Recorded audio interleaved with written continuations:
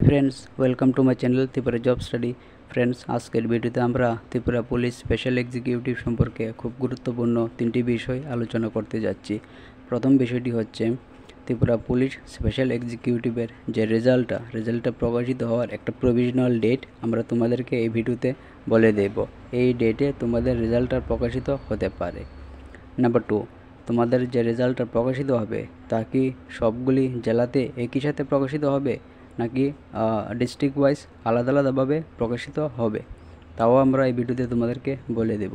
এবং number three যে পয়েন্টটা সেটা হচ্ছে তোমাদের যে পোস্টটা, এই পোস্টটা এটা কিন্তু মূলত আমরা জানি 3 বছরের একটা কন্ট্রাকচুয়াল বেসিসের একটা পোস্ট। তো এর সময়সীমা কি পরবর্তী সময় এক্সটেন্ড করা যাবে তা নিয়েও আমরা এই ভিডিওতে আলোচনা করব। তোমরা ভিডিওটি শুরু থেকে শেষ পর্যন্ত অবশ্যই দেখো, ভিডিওটি খুবই গুরুত্বপূর্ণ হতে চলেছে তোমাদের সকলের জন্য। তো চলো দেরি না করে ভিডিওটি শুরু করা যাক। ফ্রেন্ডস, দেখো, প্রথম যে বিষয়টি সেটি হচ্ছে তোমাদের যে রেজাল্টটা প্রকাশিত হবে তা কি প্রতিটা ডিস্ট্রিক্টে আলাদা আলাদাভাবে আলাদা আলাদা সময়ে প্রকাশিত হবে নাকি সবগুলি একসাথে। তো দেখো, এর উত্তর হিসেবে বলা যায় যে এটা একটা হিউজ ভ্যাকেন্সি। এখানে কিন্তু অনেকগুলি পোস্ট রয়েছে, 6065টি টোটাল নাম্বার অফ পোস্ট কিন্তু সবগুলি জেলা মিলিয়ে। তো দেখো, এর নিড অনুযায়ী প্রতিটা জেলাতে আলাদা আলাদাভাবে রেজাল্টটা প্রকাশিত হতে পারে।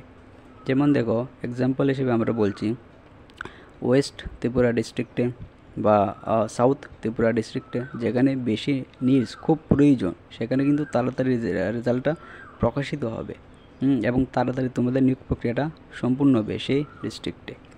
এবং অন্যান্য ডিস্ট্রিক্টে কিন্তু একটু সময় লাগতে পারে। আবার দেখো, এটা আমরা 100% বলছি না যে আলাদাভাবেই প্রকাশিত হবে। এমনও হতে পারে যে তোমাদের যে রেজাল্টটা সবগুলি একই সাথে প্রকাশিত হতে পারে। তা নিয়ে একটু ডাউট অবশ্যই রয়েছে, এটা ক্লিয়ারলি বলা যায় না। তো বেশি চান্স রয়েছে যে তোমাদের আলাদাভাবেই দিতে পারে। তো দেখো, এখন হচ্ছে আমরা নাম্বার 2 যে বিষয়টা আলোচনা করব সেটা হচ্ছে তোমাদের যে পোস্টগুলি আমরা জানি ত্রিপুরা পুলিশ স্পেশাল এক্সিকিউটিভের যে পোস্টগুলি এটা কিন্তু 3 বছরের একটা কন্ট্রাকচুয়াল বেসিসে নেওয়া হচ্ছে। তোমাদের স্যালারি থাকছে 11,000 পার মান্থ। তো পরবর্তী সময়ে কি এর সময়সীমা এক্সটেন্ড করা যাবে? গভর্নমেন্ট কি তার সময়সীমাকে এক্সটেন্ড করবে? তো দেখো, তার উত্তর হিসেবে বলা যায় এখানে কিন্তু অনেকগুলি পোস্ট রয়েছে, 6065টি। সবগুলি পোস্ট কিন্তু এক্সটেন্ড করবে না এবং এটা অসম্ভব, কারণ গভর্নমেন্ট এতগুলি পোস্টকে পার্মানেন্ট করতে পারবে না, কারণ এটা হিউজ, ওদেরকে স্যালারি তো দিতে হবে। সবগুলি পোস্ট পার্মানেন্ট করা কিন্তু সম্ভব নয়, রেগুলার করা সম্ভব নয়।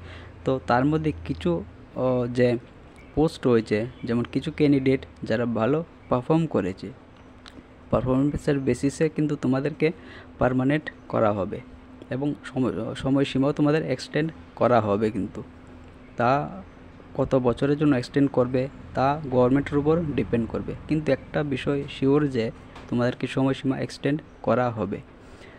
টোটাল 6000 পোস্টের মধ্যে কিন্তু প্রায় 1000 থেকে 2000-এর মতো পোস্ট কিন্তু রেগুলার করা হতে পারে। তো এই বিষয়ে তোমরা বেশি ভাববে না, তো তোমরা তোমাদের রেজাল্টের ওয়েট করো, তারপরে সব কিছু বোঝা যাবে। তো এখন দেখো, এখন হচ্ছে নাম্বার 3 নম্বর পয়েন্ট, যেটা খুবই মোস্ট ইম্পর্টেন্ট, খুবই গুরুত্বপূর্ণ বিষয়, সেটা হচ্ছে তোমাদের যে রেজাল্টটা কবে নাগাদ প্রকাশিত হতে পারে, কোন মান্থে প্রকাশিত হতে পারে। তো দেখো, এখন তো রেজাল্ট প্রকাশিত হওয়া প্রায় অসম্ভব, কারণ এখন ইলেকশন ডিক্লেয়ার হয়ে গেছে, এমসিসি লেগে গিয়েছে। তো এখন রেজাল্টটা প্রকাশিত হতেই পারে না। তো আমরা জানি 19 তারিখে ভোট শুরু হচ্ছে এবং vote counting I think 4th June. তো তারপরেই কিন্তু তোমাদের রেজাল্টটা দেবে। তো জুন মান্থেও তোমাদের রেজাল্টটা প্রকাশিত হওয়ার চান্স খুবই কম। তার দেখো, এখন একটি বিষয় হচ্ছে আমরা আমাদের সোর্স থেকে একটা প্রভিশনাল ডেট আমরা পেয়েছি, এই ডেটে তোমাদের রেজাল্টটা প্রকাশিত হতে পারে। এখন দেখো, একটি বিষয় আমরা কিন্তু 100% শিওর নই যে এই ডেটে প্রকাশিত হবে। এটা একটা প্রভিশনাল ডেট। এটা পরবর্তীকালে চেঞ্জও হতে পারে, যেটা আমরা আমাদের সোর্স থেকে পেয়েছি। তো দেখো এই ডেটটা হচ্ছে 16th of জুলাই। তো তোমরা অবশ্যই মনে রাখবে 16th of জুলাই এই ডেটে তোমাদের রেজাল্টটা প্রকাশিত হতে পারে।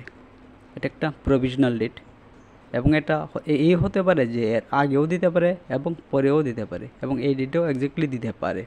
তো এটা একটা প্রভিশনাল ডেট, তোমরা বিষয়টি বুঝবে অবশ্যই। তো ফ্রেন্ডস, এই ছিল কিছু গুরুত্বপূর্ণ আলোচনা যা আমরা আজকের ভিডিওতে ত্রিপুরা পুলিশ স্পেশাল এক্সিকিউটিভ সম্পর্কে করেছি। আশা করি তোমরা বিষয়টি বুঝতে পেরেছ।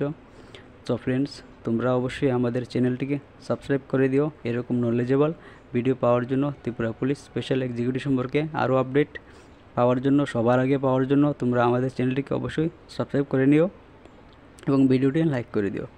সবাইকে ধন্যবাদ, থ্যাংক ইউ।